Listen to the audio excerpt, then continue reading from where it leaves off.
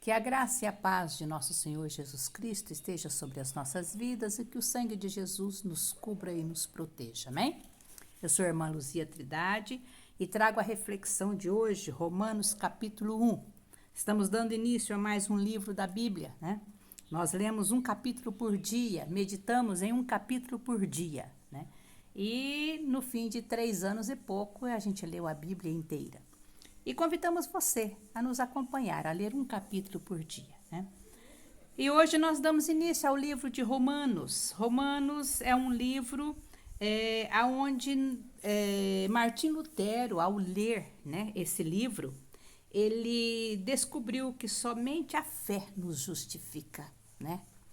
E que nós vemos pela fé, pela graça de Deus, pela fé.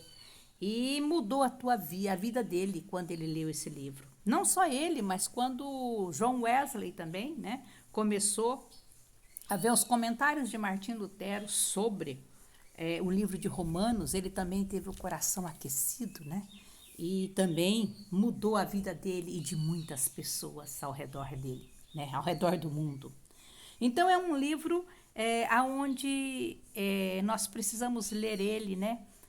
Assim, pedindo que o Espírito Santo nos revele, que o Espírito Santo paira sobre nós, que o Espírito Santo nos dê o entendimento, né? Para mudarmos algumas coisas em nossa vida e para ficarmos conforme a vontade de Deus, não é? Então, vamos lá. Paulo, ele se apresenta aos romanos, né? E ele fala aqui, ó, Paulo, servo de Jesus Cristo, chamado para ser apóstolo, separado para o evangelho de Deus, o qual foi por Deus outrora prometido por intermédio dos seus profetas nas Sagradas Escrituras, com respeito a seu filho. Então ele faz aqui uma apresentação, né? E aí depois no versículo 7, olha que coisa linda, Paulo fala, né? E que eu vejo assim que é o próprio Deus falando conosco. E ele diz aqui, a todos os amados de Deus, você é amado de Deus, né? Que estáis em Roma, que está no Brasil, que está em Portugal, né? Que está na Itália, enfim, em vários, né? No lugar não importa. Mas, enfim, chamados para ser de santos. Então, você é chamado para ser santo. É amado de Deus, né? E é chamado para ser santo. E ele diz, graça a vós outros e paz, da parte de Deus, nosso Pai, e do Senhor Jesus Cristo. Olha só, da parte de Deus, hoje, né? Ele diz, graça a vós e paz. Eu não sei o que você está passando, pelo que você tem passado. Mas o Senhor diz, Deus está falando através da boca de Paulo, né? Aqui para nós hoje, né?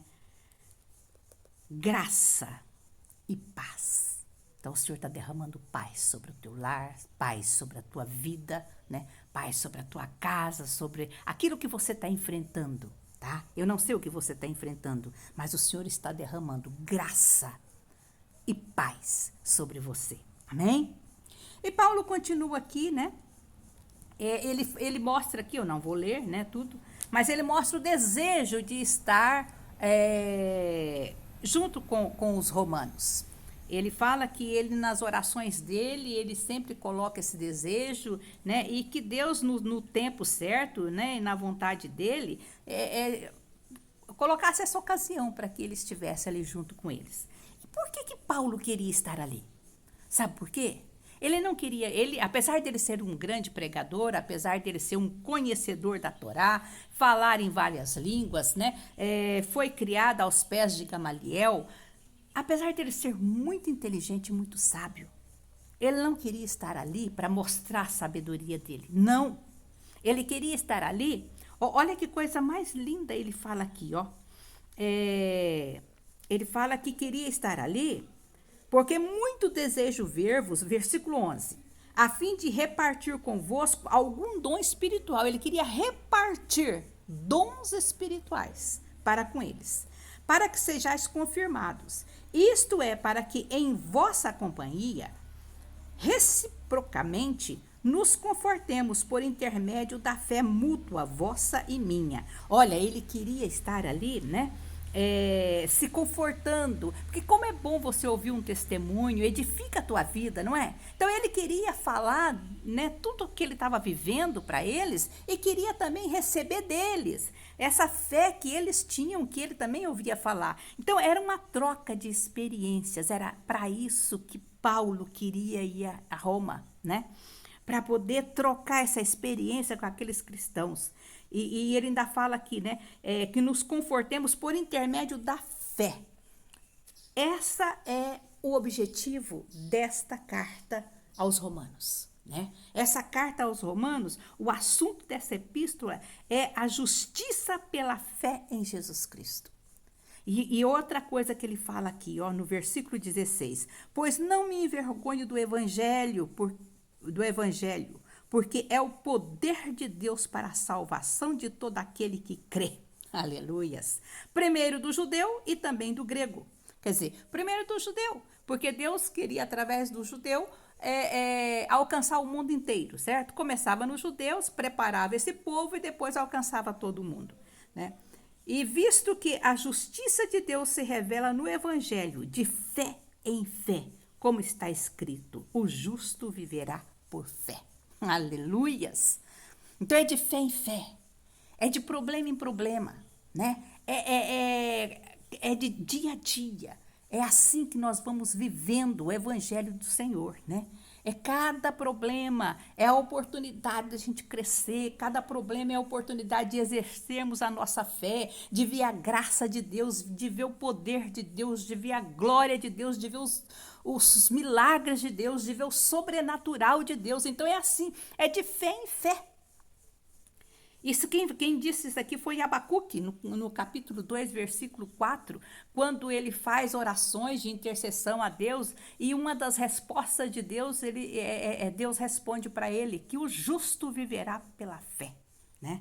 Então, Abacuque e Paulo repete aqui aquilo que Abacuque falou, né?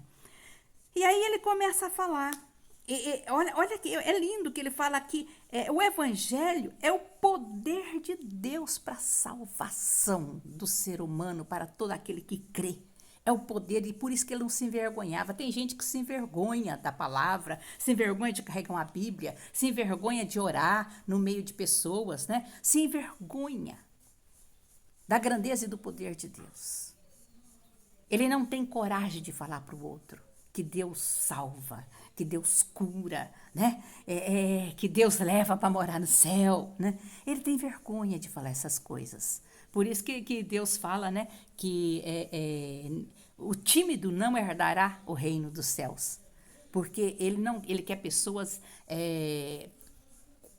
com posicionamento, não é para ficar tímido, é para você falar da grandeza e do poder de Deus, né? Não é para ter vergonha de Deus. E Paulo fala que ele não se envergonha, né?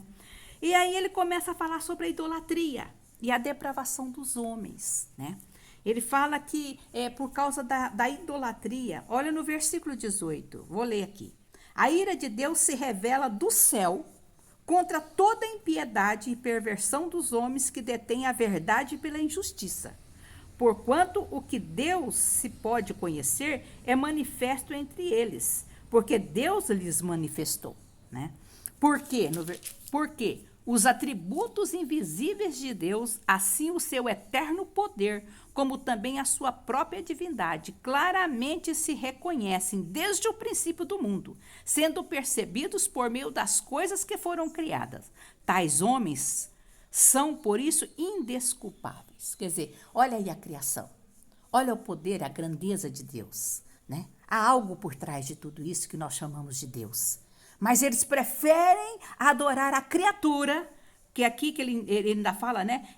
De homens, de aves, de quadrúpedes, de répteis, né? Imagens de homem e dessas coisas. Então, eles preferem adorar a criatura, dar poder e grandeza à criatura do que ao Criador. E ele fala aqui que eles não são indesculpáveis, que nem precisa ninguém falar nada, só de olhar na natureza, na grandeza de Deus, no poder de Deus, já era para ele entender, né?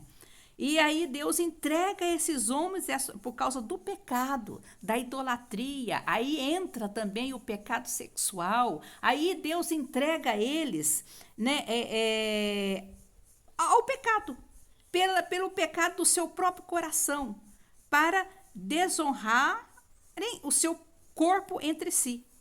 Pois eles mudaram a verdade de Deus em mentira, adorando e servindo a criatura em lugar do Criador, o qual é bendito eternamente.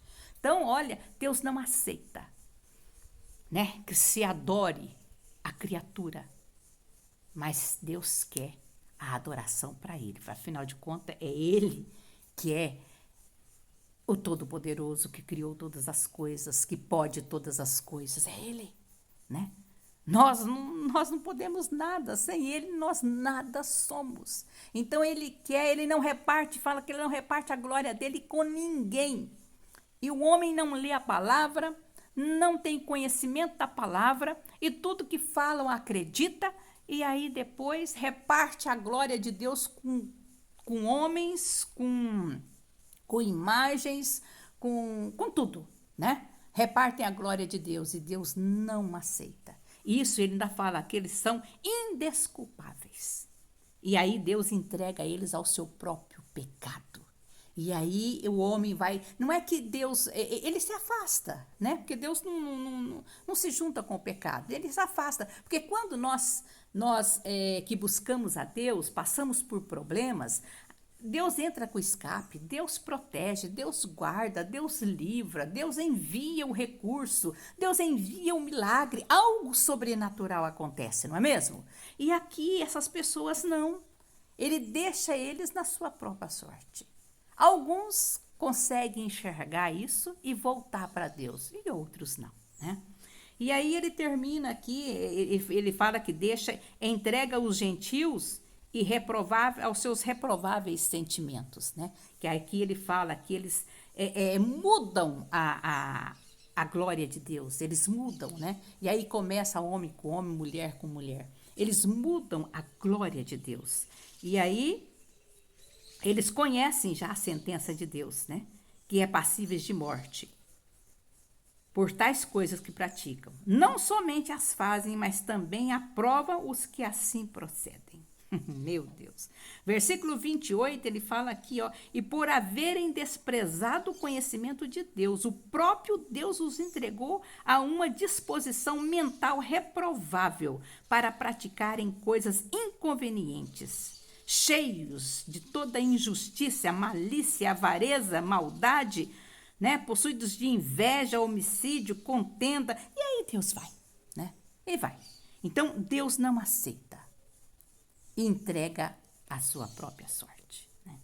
Mas ele está disposto a perdoar a qualquer momento, né? Qualquer um que volta, pede perdão, Deus lança o seu pecado, né, nas profundezas do mar e dele não se lembra mais.